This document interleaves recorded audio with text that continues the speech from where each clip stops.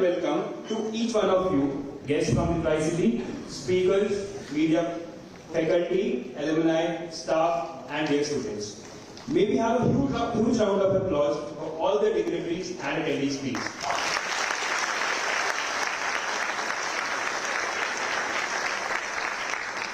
I now invite Shri Rakesh Bharti Mittal and Dean Madan Lutla to present a token of appreciation to our chief guest, the Honorable Vice President of India.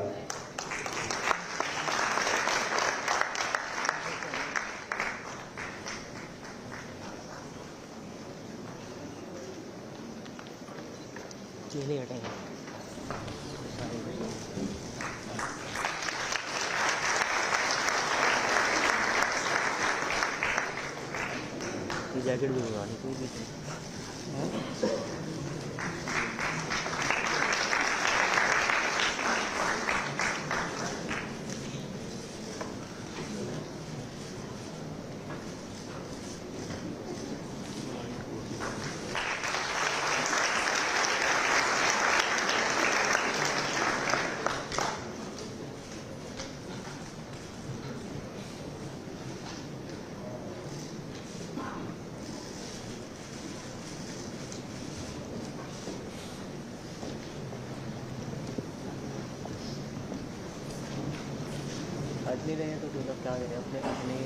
I now request Dean to present a token of appreciation to Dr. Dhankhar.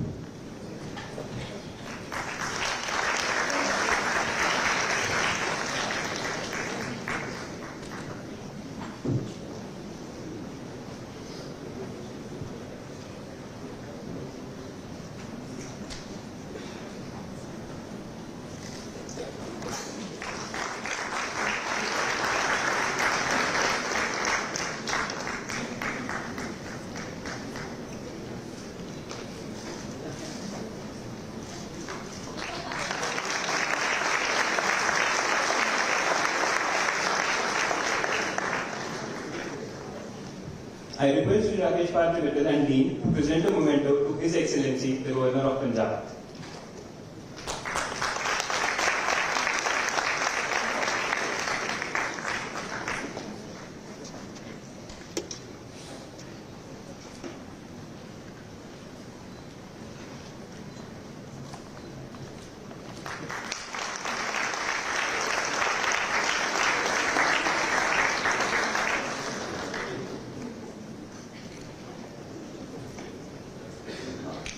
Now, to formally begin this session, I would like to invite our Dean, Madan Lutla, to deliver the opening remarks and set the stage for what promises to be an insightful afternoon.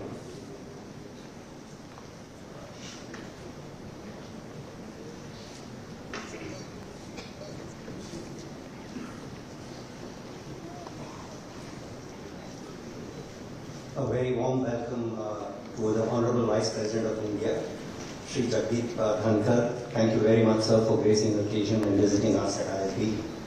Dr. Sudesh Dhankhar, also to His Excellency Shri Gulabchand Kataria, the Governor of Punjab and Administrator of the Union Territory of Chandigarh, Rakesh Bharti Mittal, Member of our Board, Chairman of the Mohali Campus Advisory Board, and Vice Chairman Bharti Enterprises.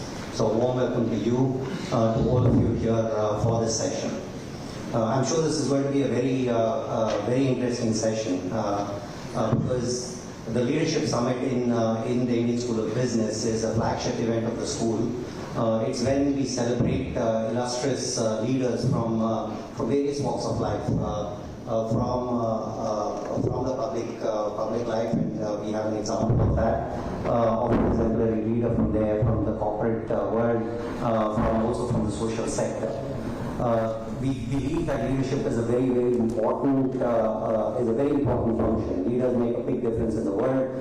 Leadership, the shortage of leadership in different parts of the world is what leads to a lot of different problems, as we can see.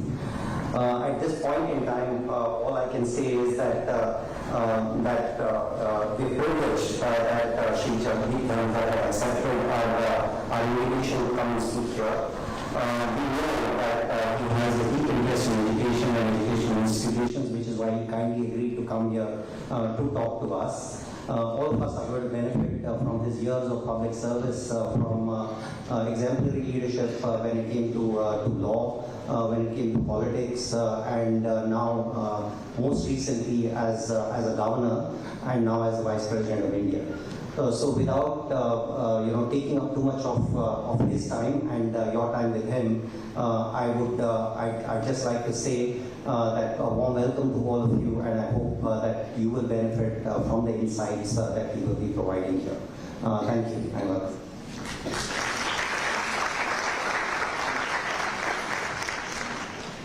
Thank you, sir. It is now my honor to invite Mr. Rakesh Bharati Mittal, a stalwart in the world of business and philanthropy, to share his thoughts with us. Thank you. Very good afternoon. Let me add my own very warm welcome to Shri Jagdeep, Dhankhar, the Honorable Vice President of India, for taking out time from his very busy schedule to be here with us at the Mohali campus. A warm welcome to Dr. Sudesh Dhankhar and the Honorable Governor of Punjab, Shri Kataria. Well, I can only say that I'm delighted to be here, and I think more importantly, when we are looking at the theme of today's event, Leadership in New India. And this is something which is just not a mere slogan. This is a fact, and I think we all have seen how India has taken surmountable strides in establishing its leadership on the global scale and at the global level. I believe technology is something where India is going to play a huge role in the coming few decades. And Prime Minister's vision of digital India, of digital first, I think is something which is vital within the business communities, corporate India. And I would say even the academic is really looking and putting the best foot forward to make sure that we are preparing the youth of India for future of jobs versus jobs in future. We all keep hearing about artificial intelligence, we keep talking about semiconductors, we keep talking about space, and I think these are the three sectors which why I'm trying to really impress upon is India is taking leadership in the global south, and I see no reason why the developed nations will not partner with India on each of these three sectors. I am privy to what ISRO has done and delivered from Sriharikota when they launched the first first commercial launch of satellites of OneWeb. And I was present there for the two launches. And sir, let me tell you, my team who came from the US and Russia, because that was the place where we used to launch all the rockets from there, they said this has been the smoothest launch. And I think that was a matter of great pride for us.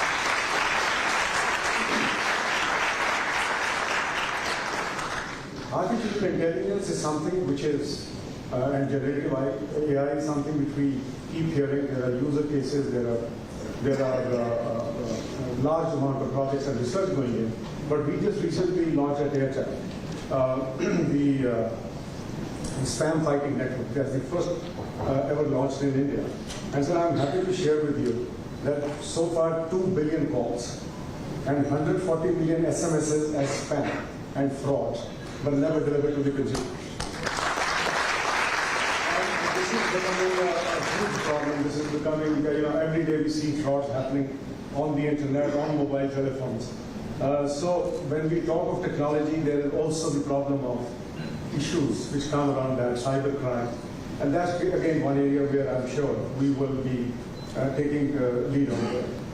Also, as the Honorable Prime Minister's vision of green hydrogen and clean hydrogen is a step in the right direction. And I have no doubt that India will again be playing a very large role in taking that forward.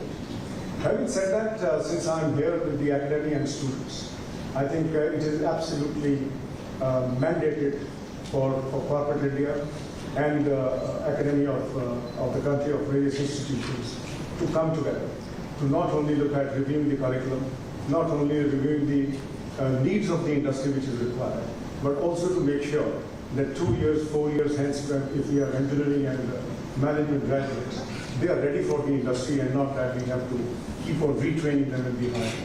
And I think that is something where I, on behalf of corporate India, can say that we are ready to put our best foot forward. Academia needs to walk 2 steps forward.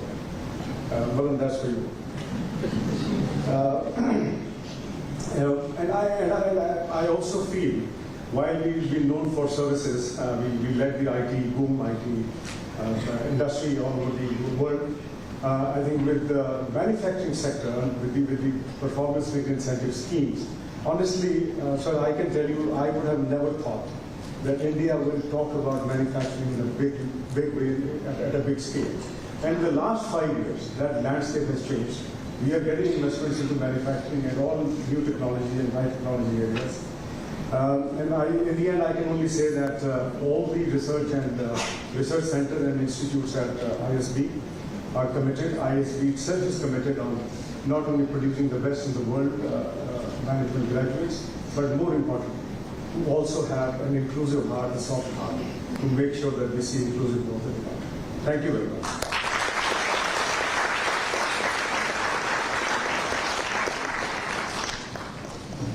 Thank you, Mithil. Ladies and gentlemen, it is a rare honor for ISB to welcome a leader of his stature. A leader who has dedicated his life to public service and continues to shape the national discourse with wisdom and vision. So let's not hold you back from the moment we've all been eagerly waiting for, the keynote address by the Honorable Vice President of India, Shri Jagdeep, Dhankhar.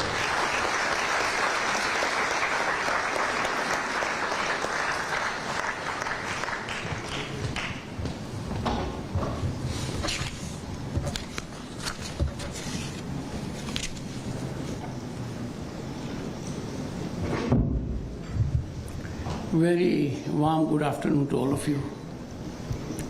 It is not that summer that the word warm could have different connotations. It will be soothing for us. Honorable Governor of Punjab, Shri Gulab Chand Kataria ji, a leader in his own right in political arena. A leader who performed with deep excellence and commitment as Cabinet Minister in Rajasthan on several occasions. I know it because he was on the treasury benches, I was in the opposition as legislator. He guided all his actions by persuasive firmness, transparency, and accountability. But once convinced, he will not change his mind.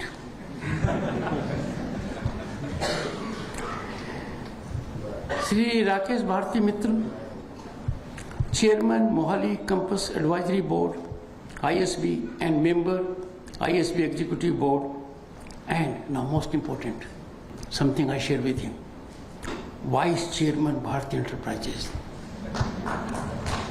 Ladies and gentlemen, I don't share any vice with him because he has none.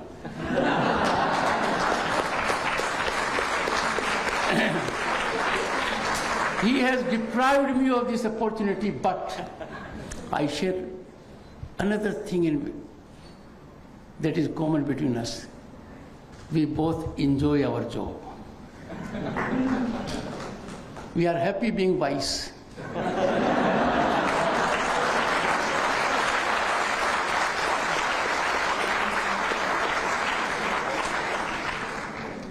I have known him, but known his father more.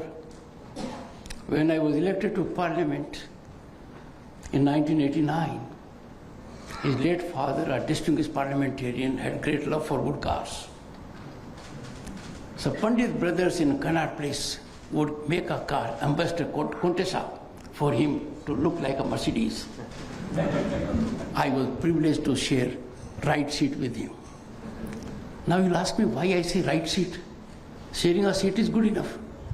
As chairman Rajya Sabha, when I sit in the chair, on the right is the government, on the left is the opposition.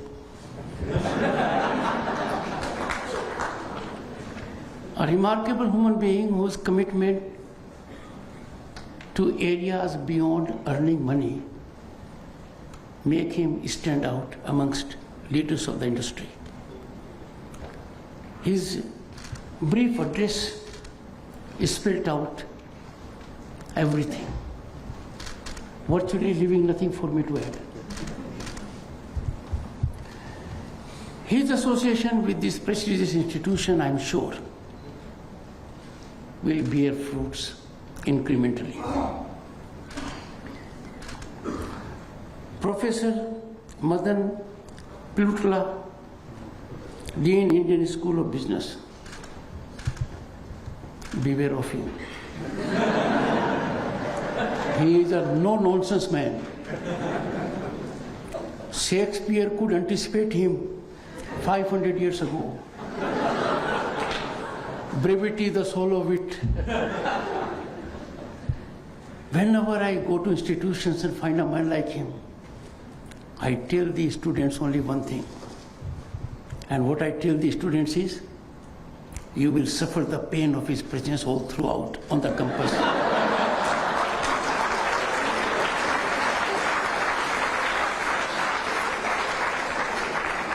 But once you take leap in the larger world, you will remember him every second, that he strengthened you so much that he created impregnable courage in you.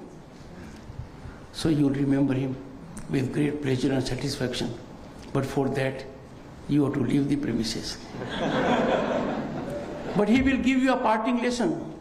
If you leave the premises, he will tell you, keep on learning. Never stop learning.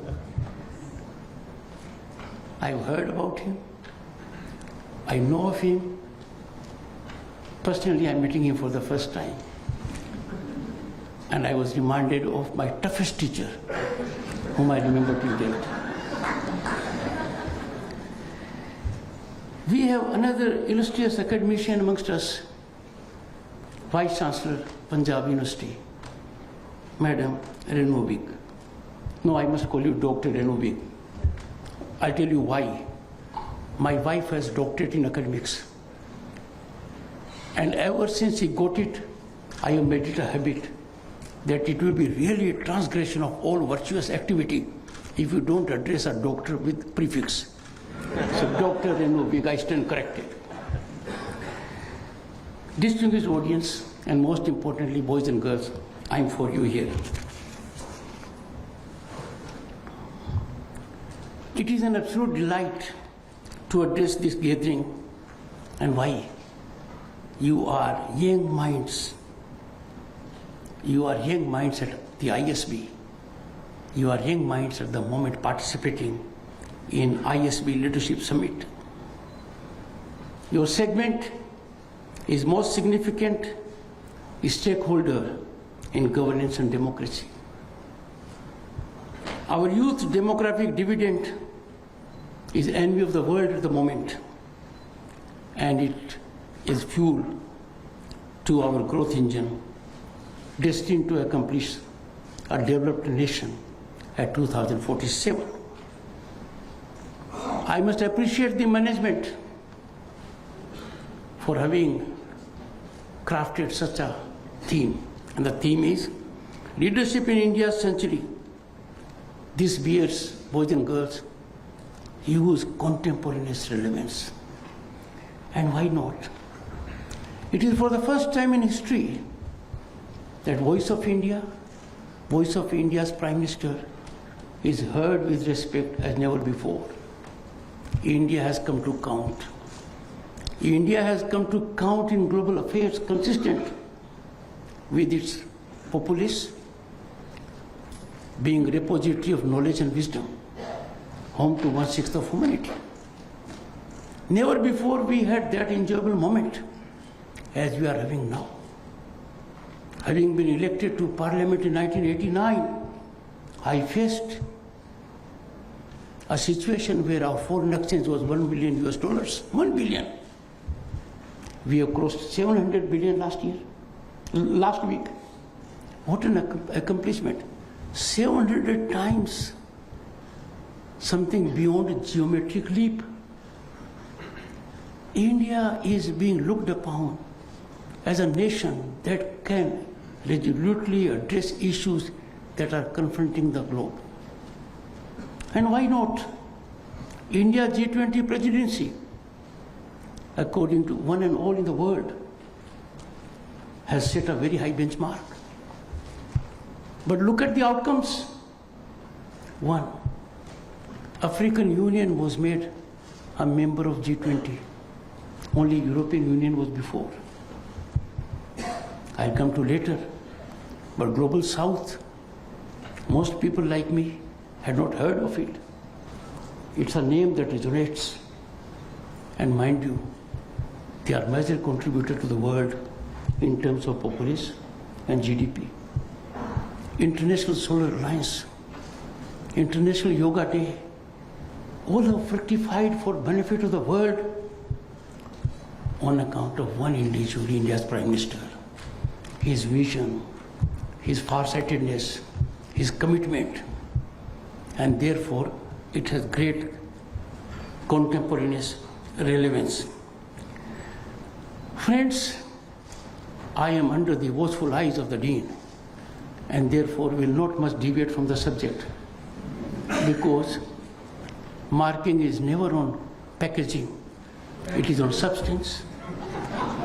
But marketing is on packaging. Am I right? But that marketing is not sustainable unless the product is matching. It has two parts: leadership and India's century. I will focus on both. Otherwise, I lose 50% of marks straightway. I don't seek to do that. To begin with, the Indian century. Bharat, our Bharat, is no longer a nation with promise. Some people have wrong notions that India has arrived. They are mistaken. We are no longer a nation with promise. The promise has been realized, fully exploited. We are a nation on the rise. The rise is unstoppable. The rise is incremental. And the rise is continual, and the rise is in various elements that matter to our growth. Let me advert to some aspects that make Bharat a land of hope and possibility. And before that, all of you know it. Just a decade ago, what was the mood of the nation? We were in a state of despondency and dejection. The daily public domain discourse was one of scams, corruption, favoritism. What has been transformed in a decade? There is all-pervasive mood of hope and possibility. And I had seen those days 34 years ago, when world institutions, the IMF and the World Bank, used to be dictatorial like a teacher in a class for a student who has not done homework. And we were just meekly sitting. But look at what they say. We are getting accolades from International Monetary Fund. And the accolade is favorite global investment and opportunity destination. I have had the occasion to meet the head of IMF, enormously talented lady. And every time she talked of India, it was in these words. And why not? This is the ground reality. Our technological advancements, deep penetration and digitalization are termed by the World Bank as a global role model, indicating by a statement that what India accomplished in 6 years is otherwise not possible in 4 decades plus. Our exponential economic upsurge makes Bharat the fastest growing large global economy. India has transformed in the last decade, becoming a $4 trillion economy with 8% growth potential, expanding infrastructure with 4 new airports and 1 metro systems built yearly.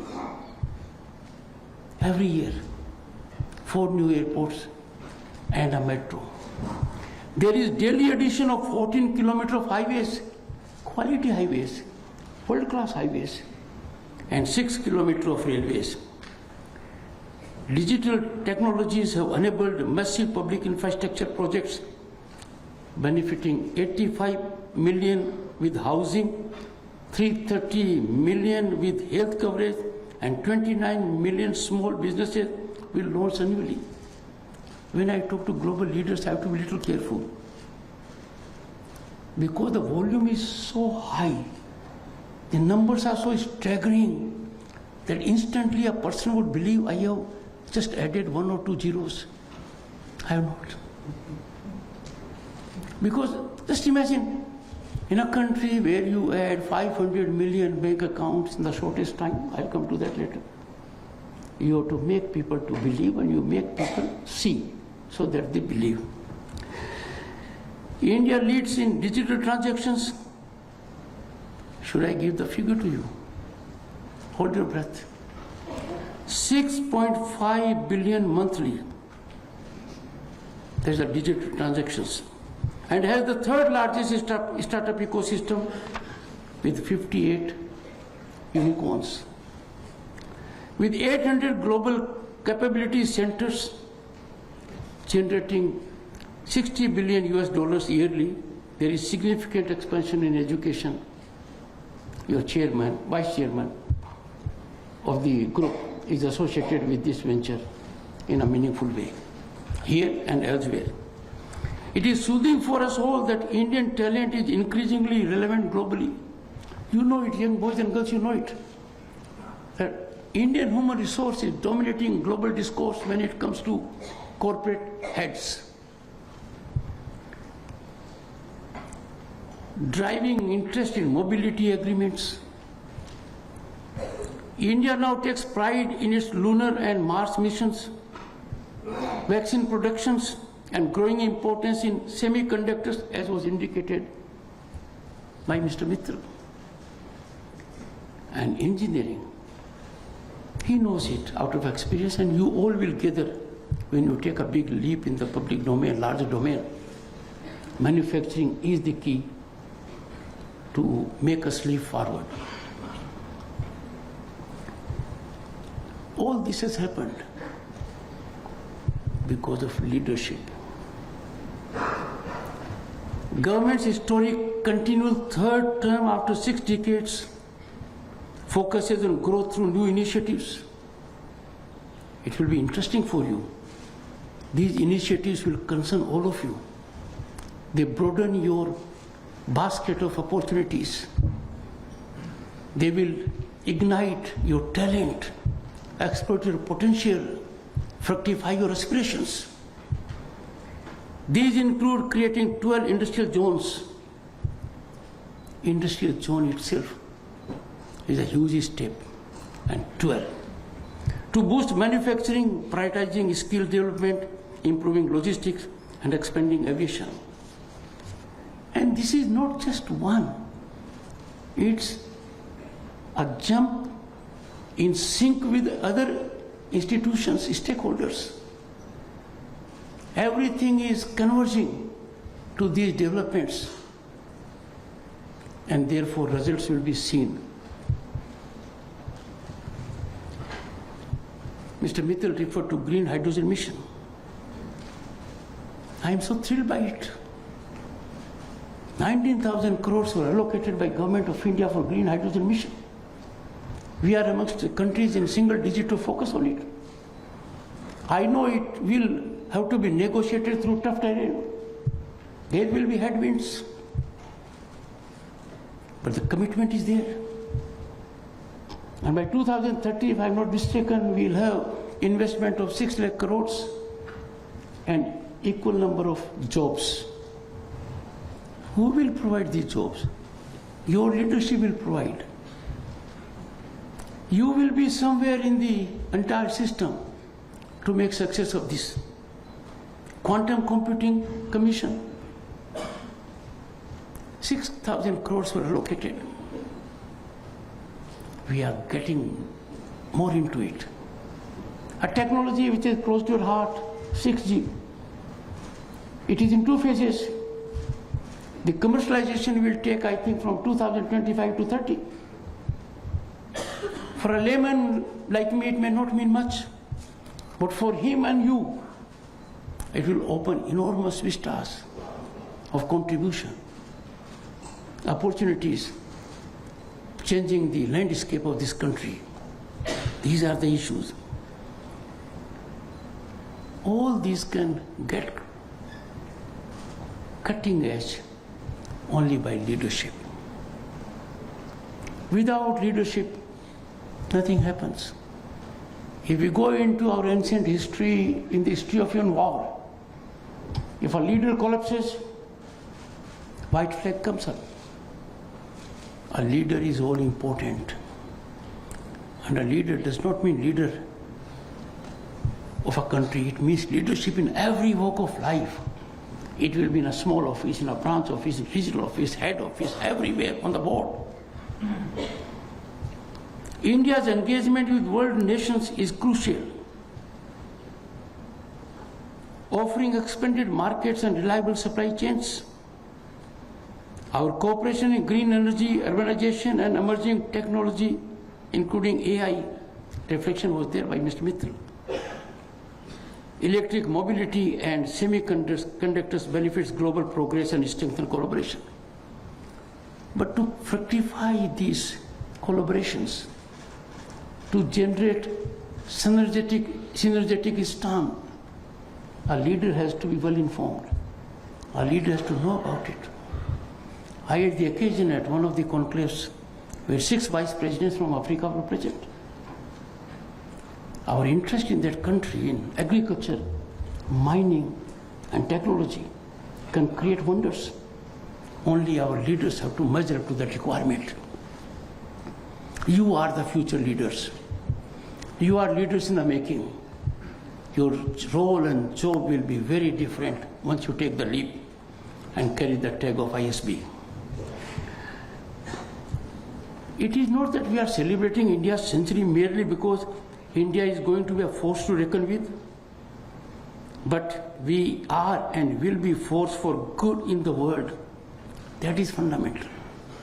India stands for what? Our civilizational ethos, essence.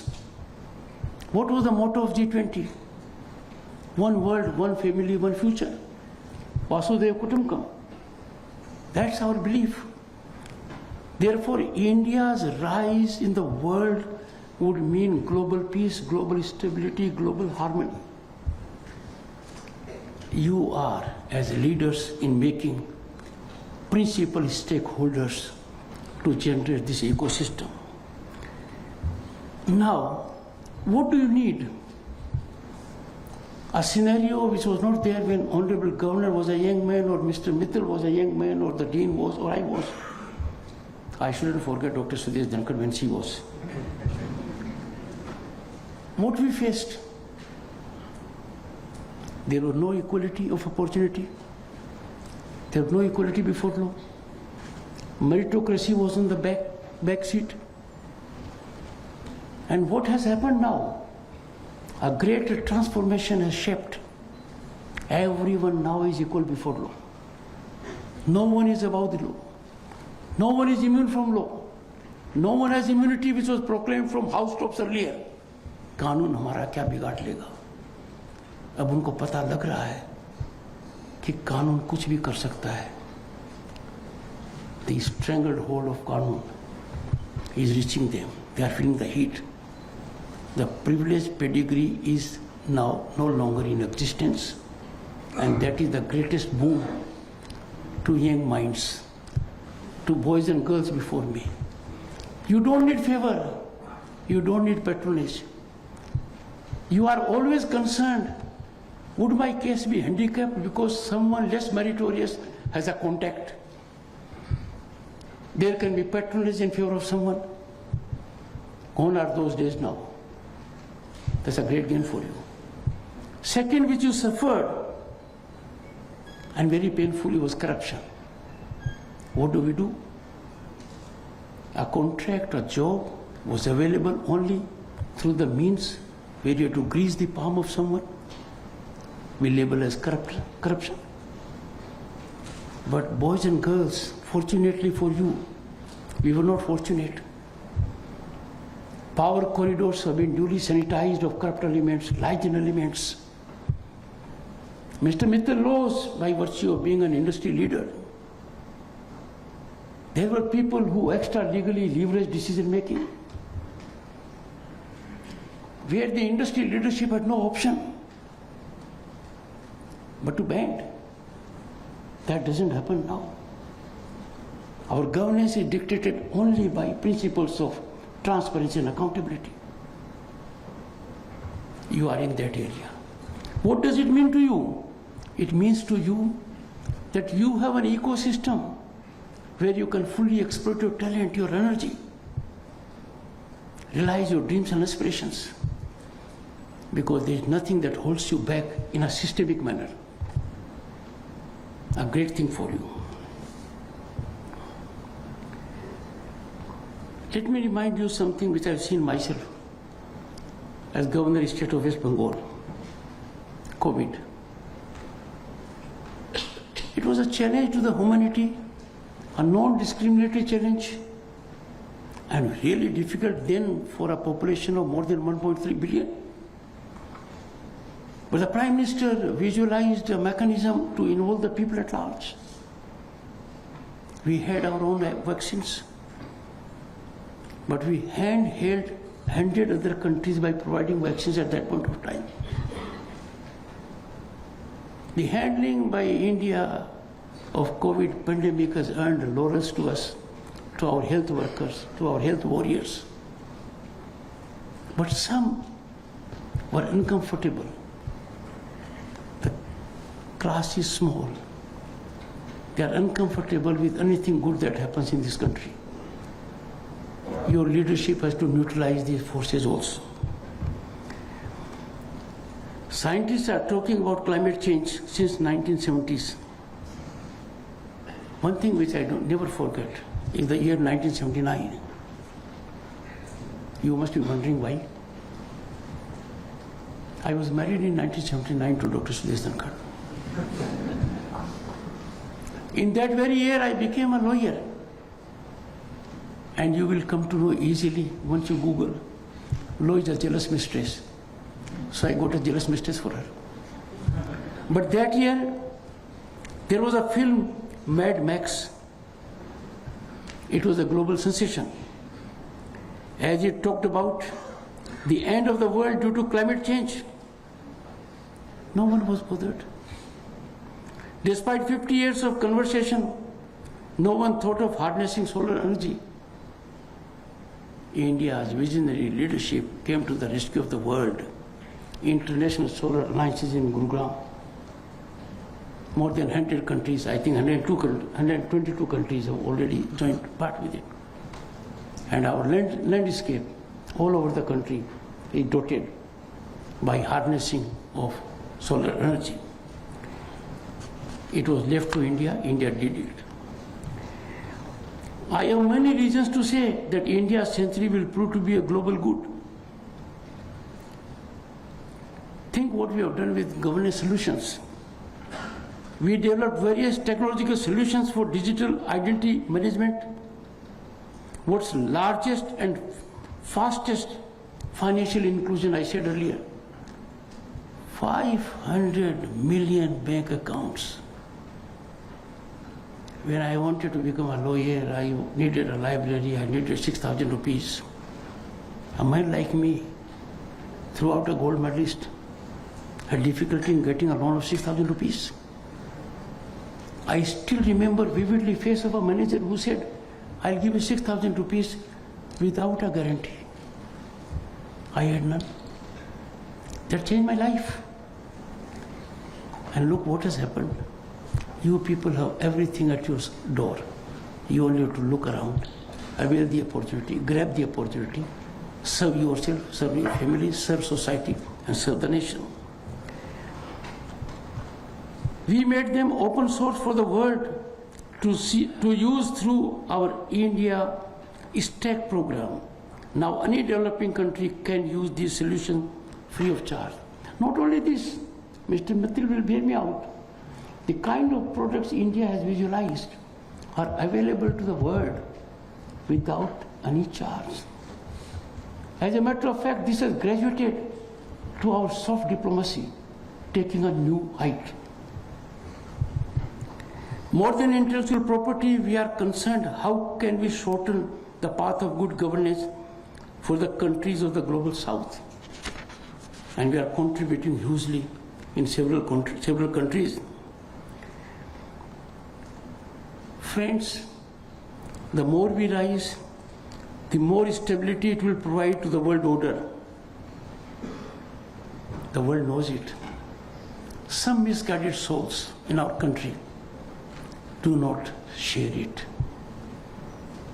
Either they fail to come up to the requirements of this great nation and its citizenship, or they are dictating their actions by narrow partisan interests, self-interest, in some cases, survival interests. This is India's century, friends, that is not desirous of hegemony or domination, but global public good. India is the only country in the world, and it has a history of 5,000 years, that has never engaged in expansion. India's Prime Minister Narendra Modi is on record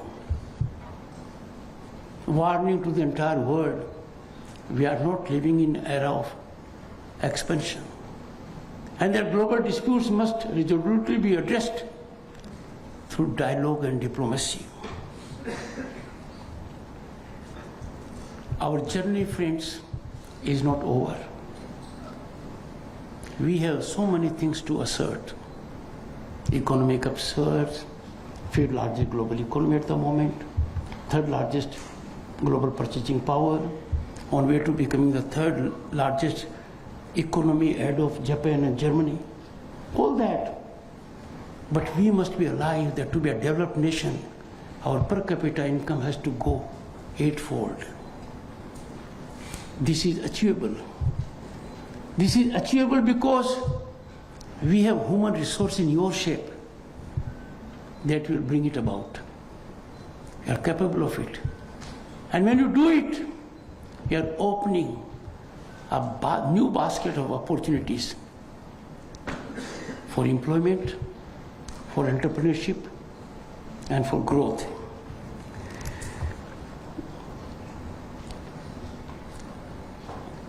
Our journey of progress is a work in progress.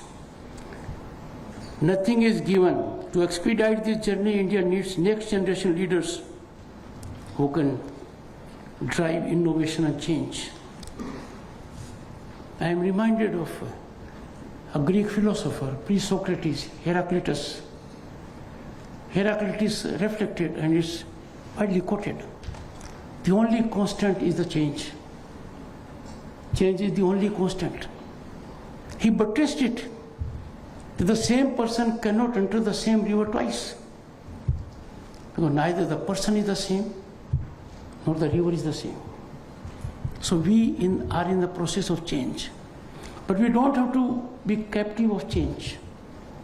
We have to bring about the change which we need. And this happens to be more relevant when it comes to disruptive technologies.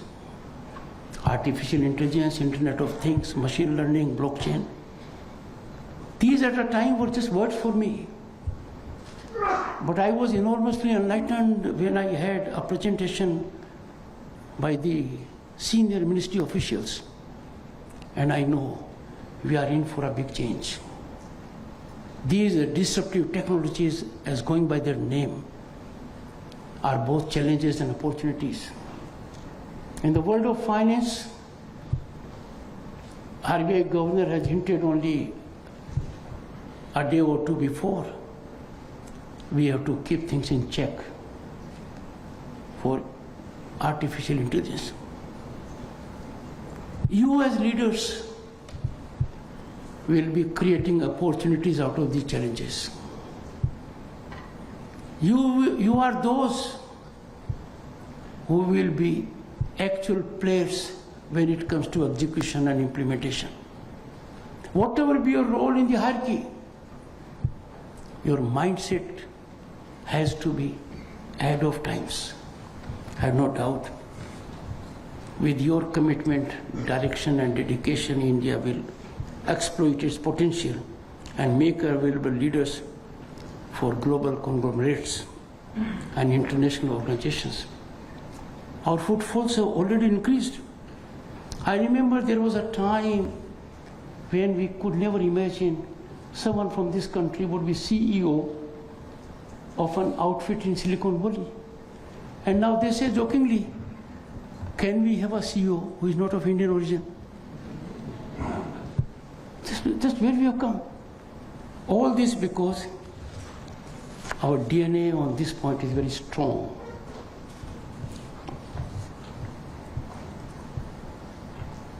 I must caution you. Don't look at leadership in a myopic way. Leadership is not with respect to your balance sheet in the corporate entity. Leadership is not limited to role of your sector. Like suppose you are in the telecom or a metal sector, you might look beyond your company, but you normally don't look beyond the sector. And it is there that my appeal to you. Business and leadership schools, the one like yours, have additional responsibility towards public and good governance. You have to give something back to the society. And you have to give back to the society something in a structured manner which is not individually specific. Imagine the benefit for a government department that receives policy solution inputs based on innovation and leadership training at B schools, your schools. In this country, there is a long and successful program of public-private partnership in infrastructure. We need public-private partnership in leadership and innovation also. I have long nurtured an idea. It has not taken wings. When the Vice Chancellor of Punjab University invited me for a convocation in my capacity as Chancellor, I made one fervent appeal and she has taken various steps in that direction. Alumni of institutions have great experience, great exposure, great expertise. Individually, they are talent. As a group, they are powerhouse. Why not use that for the nation? And I therefore mooted an idea that there must be Confederation of Alumni Associations. They can well suggest to the government in the field of policy making. They can give direction to our economy. Because those framing those policies need all the inputs. They are not all in all. Sometimes a small suggestion can work wonders. I am sure some step will be taken. I will make one appeal to Mr. Mittal and to the Dean. We have leadership now constitutionally structured at village level. Because India is the only country that has constitutionally structured democracy at village level, at municipal level. Most nations have legislatures at state and central level. Now a Sarpanch plays a key role. A Pradhan plays a key role. A Jila Pramukh plays a key role. They have funds at their disposal. If they do not come up to the leadership expectations, the political head and the executive head will not be able to work in togetherness or intended. To generate that awareness, to generate that expertise, an outfit of your stature can certainly create a module, a training module that will go a long way in helping them. Once some people come to know about the usefulness of it, it will be replicated on its own. But a beginning has to be made because majority of Indians or Bharat is in villages. if their optimal utilization of funds can take place, if good trends can set in there, economy of the nation will also get a big leap.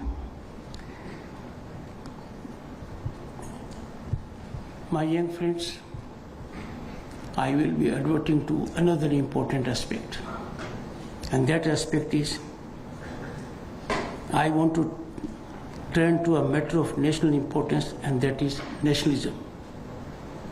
The academia, the industry, leaders and students ponder here over the issue of leadership.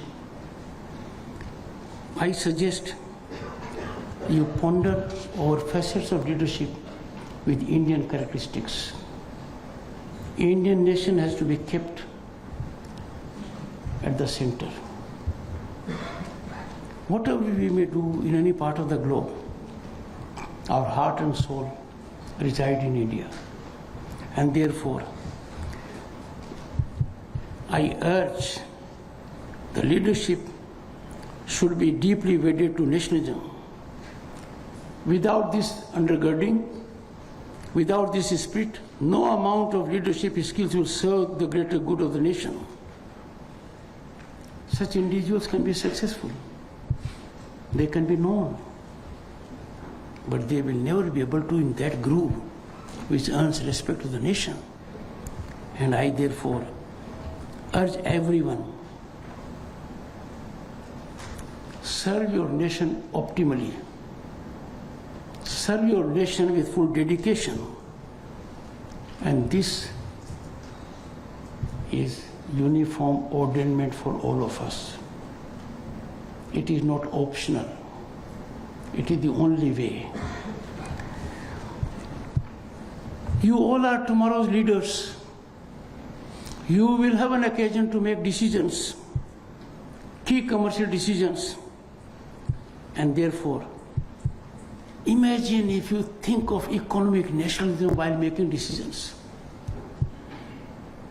If that spirit is there in you, you will immediately find great gain to the nation.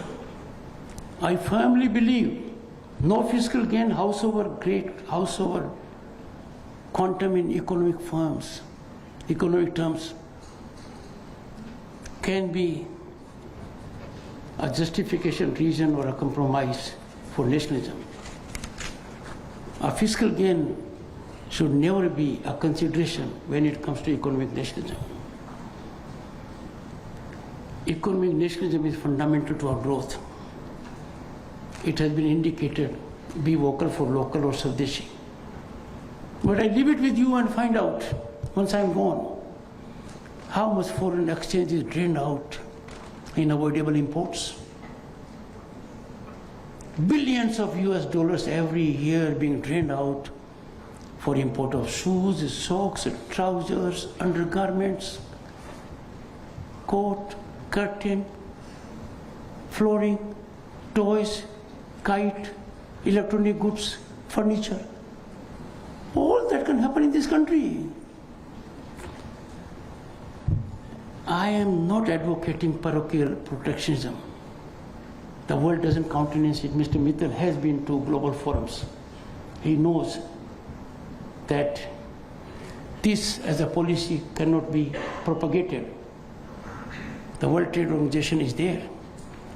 But then it has to emanate from every soul in this country.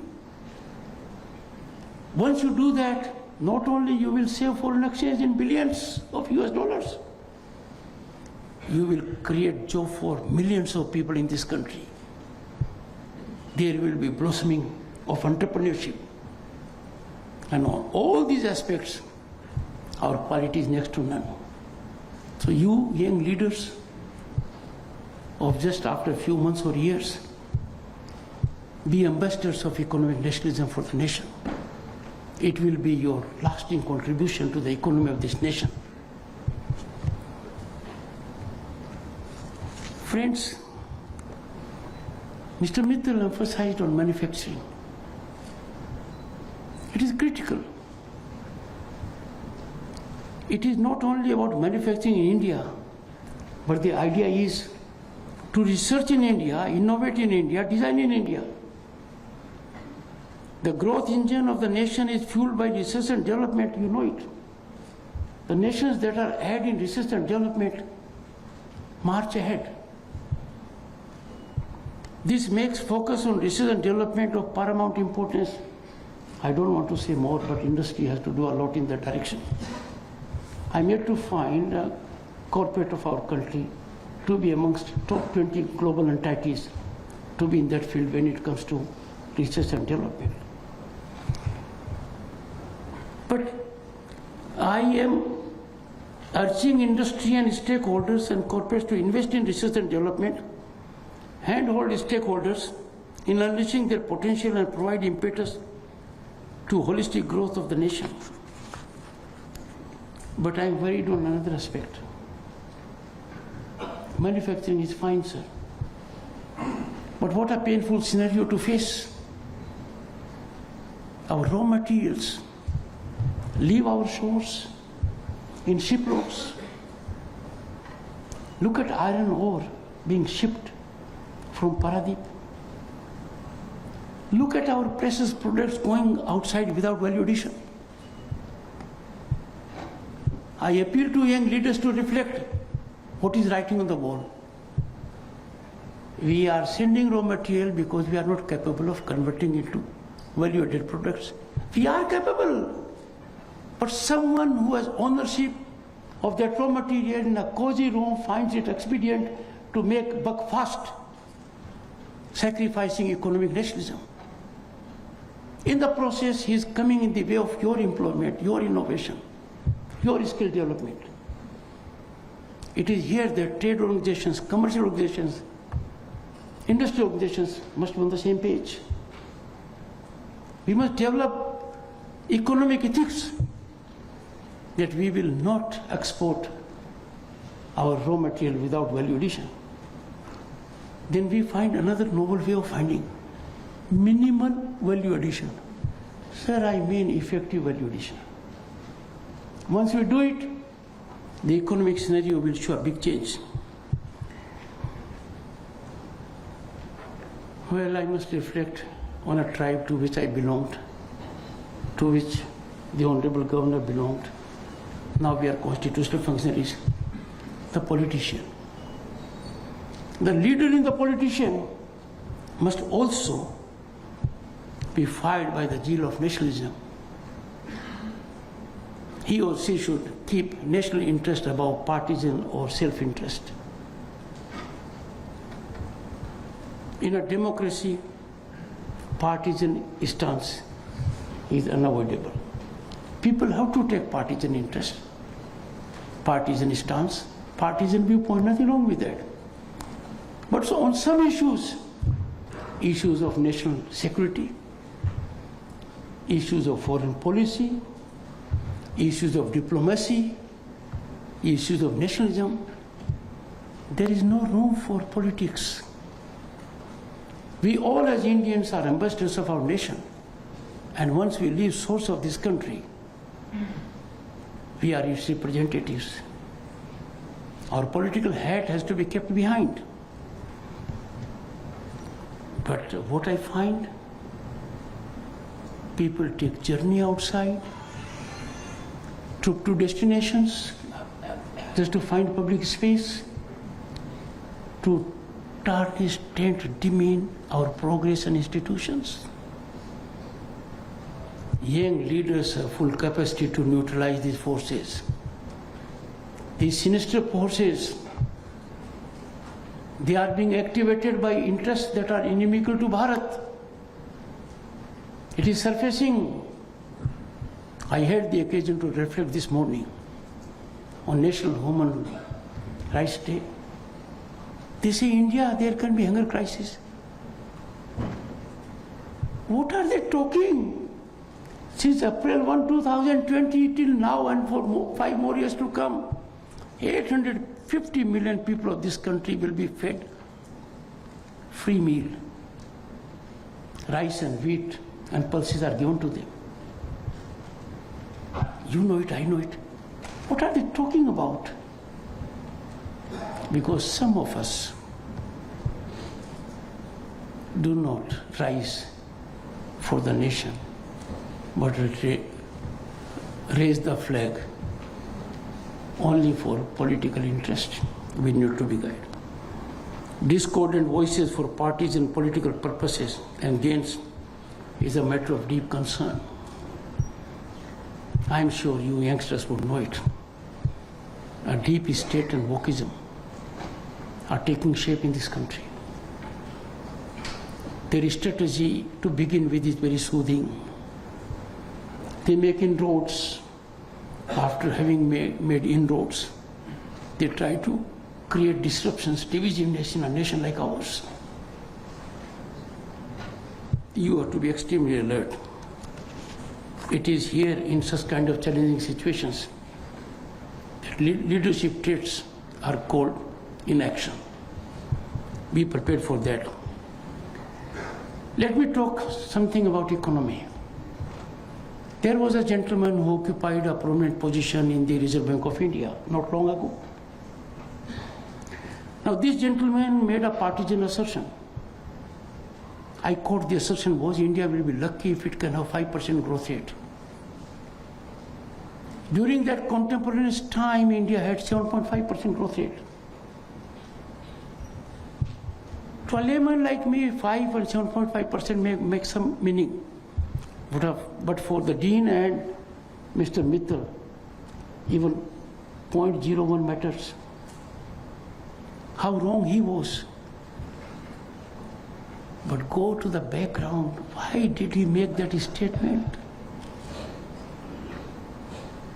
Why did he act in a manner only to bring down the healthy mood of the nation?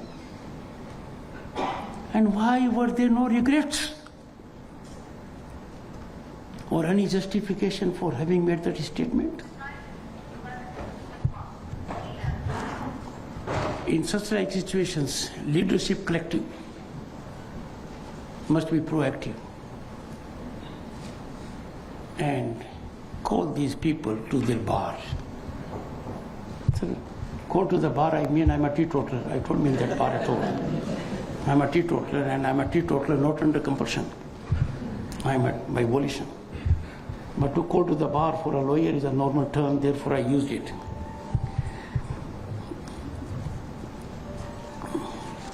Just imagine how sickening you will find and how frightening it is that a member of parliament holding a constitutional position will troop to foreign universities and then in a small corner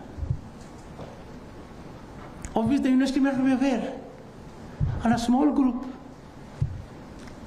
will try to set afloat a narrative that is dangerous to our unity, our institutions, our national interest.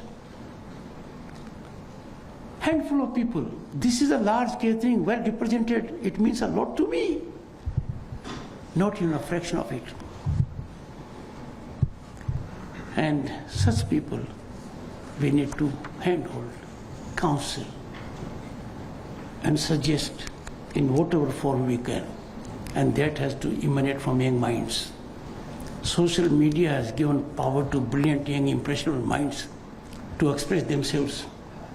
Your silence on such kind of situations will ever resonate in your ears. Couple of years later you will feel, why did I not voice my concern? If I had voiced my concern, then things would have been slightly better. And therefore do it.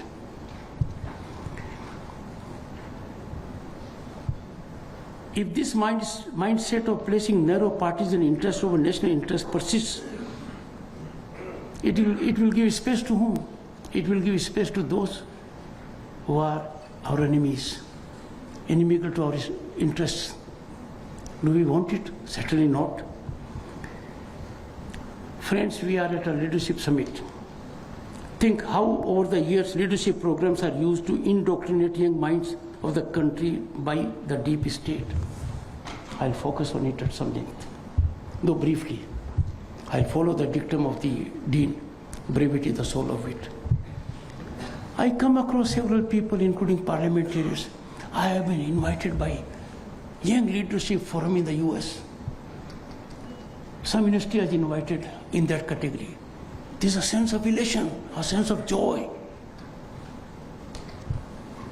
Beware, be cautious. Those who have been there earlier, where are they now? It's a subtle method of indoctrination. It is giving hard sugar to a diabetic patient.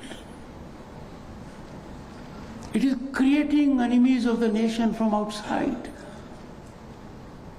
only by making their life affordable. I can give instances of any number of young minds today.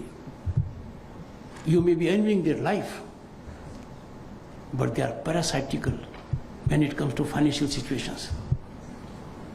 They are greased and they act like robots. You have to be extremely careful about such leadership programs which are all over there. Through institutional mechanisms, they do it. Fellowships, they do it.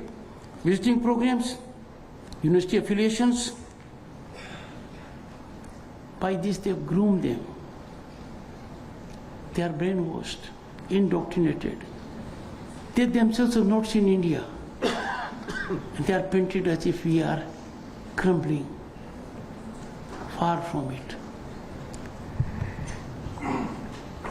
But an individual committed to nationalism will be able to thwart these moves. Even by being a part of it, he will be able to stand on his own spinally and thereby neutralize such forces. Friends, as you move forward with many leadership initiatives through this institution, I want to leave you with two thoughts. First, I said earlier, instill nationalism as a part of leadership curriculum. It will be a foremost curriculum as a matter of fact. Groom leaders who place nation above all else. Second, create leaders who will find Indian solutions for Indian and global problems.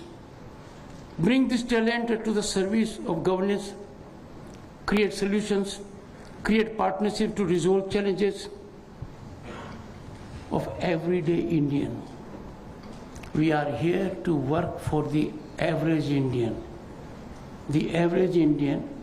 who has to be handheld and helped. My young friends, the nation needs you. It is India's century, the world needs you, but you will make this moment in history successful if you are deeply wedded to these values. In this endeavor, my very best wishes to you. In conclusion, I will say, I urge the Dean to accept my invitation that your students in batches can visit Indian Parliament as my guests.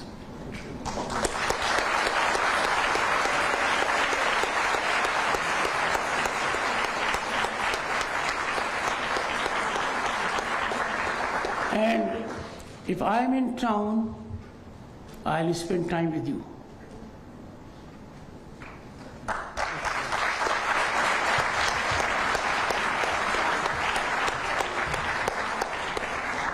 The gain is mine. I leave this place with full optimism and confidence. Thank you so much. Grateful for your patience.